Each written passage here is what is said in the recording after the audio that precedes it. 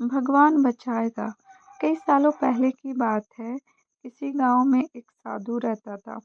वह भगवान का बहुत बड़ा भक्त था और निरंतर एक पेड़ के नीचे बैठकर तपस्या किया करता था। उसका भगवान पर अटूट विश्वास था और गांव वाले भी उसकी इज्जत करते थे। एक बार गांव में बहुत भीषण बाढ़ आ गई। चारों तरफ पानी ही पानी दिखाई देने लगा। सभी लोग अपनी जान बचाने के लिए ऊंचे जगह की तरफ बढ़ने लगे।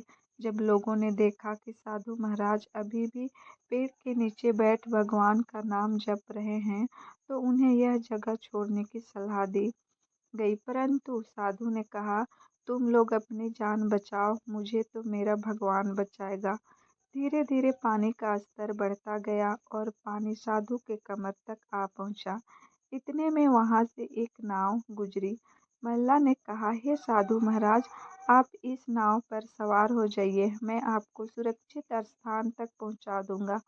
नहीं, मुझे तुम्हारी मदद की आवश्यकता नहीं है, मुझे तो मेरा भगवान बचाएगा, साधु ने उत्तर दिया। नाव वाला चुपचाप वहां से चला गया। कुछ देर बाद बाढ़ और प्रचंड हो गई। साधु ने पेड़ पर चढ़ना उचित समझा और वहां बैठकर ईश्वर को याद करने लगा।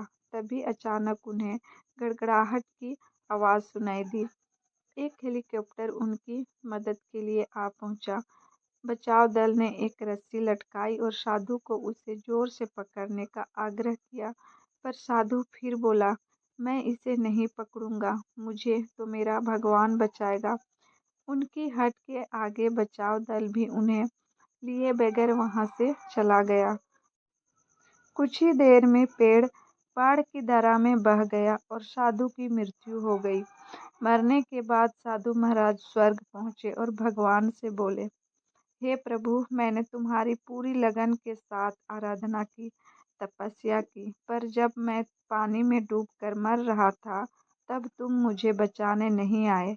ऐसा क्यों प्रभु? भगवान बोले, हे साधु महात्मा, मैं तुम्हारी रक्षा करने एक नहीं बल्कि 3 बार आया। पहला ग्रामीण के रूप में, दूसरा नाव वाले के रूप में और तीसरा हेलीकॉप्टर बचाव दल के रूप में, किंतु तुम मेरे इन अवसरों को पहचान नहीं पाए। सीख। मित्रों, इस जीवन में ईश्वर हमें कई अवसर देता है। इन अवसरों की प्रकृति कुछ ऐसी होती है कि वे किसी की प्रतीक्षा नहीं करते हैं। वे एक दौड़ते हुए घोड़े के समान होते हैं जो हमारे सामने से तेजी से गुजरते हैं। यदि हम उन्हें पहचान कर उनका लाभ उठा लेते हैं तो वे हमें हमारी मंजिल तक पहुंचा देते हैं, अन्यथा हमें बाद में पछताना ही पड़ता है।